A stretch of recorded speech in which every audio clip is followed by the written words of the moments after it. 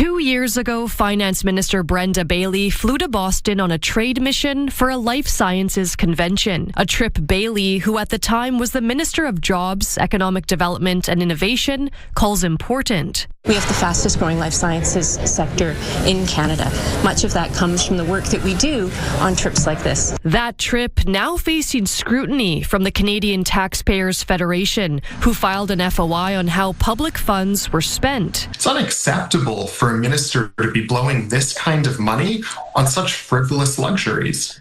Carson Binda is referring to a limousine service that cost around $6,600 over 4 days. He also alleges the trip cost $44,000. Bailey disputes the claims, calling them mostly inaccurate. The numbers that were reported by the Taxpayers Association were in fact quite twisted.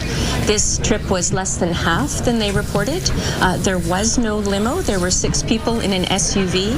More than $11,000 was also spent on food and beverage. We don't get to choose where we go to eat on these junkets. We are part of a group that's traveling around to different meetings, so it's not that I had the option to go to a Wendy's. This is a minister that's literally tasked with finding savings for government. The criticism comes following the NDP government's projection of a record deficit of $11.6 billion. There's certainly a way to avoid a $6,600 limousine bill when you have taxis and Ubers. Travel expenses are one area the province is trying to cut back on. We're taking a very careful lens to all travel, but there is some travel that leads to economic development and revenue. Bailey is adamant the trip was worth it, resulting in hundreds of millions of dollars in investments for the British Columbian economy. Isabella Zavarisi, CTV News, Vancouver.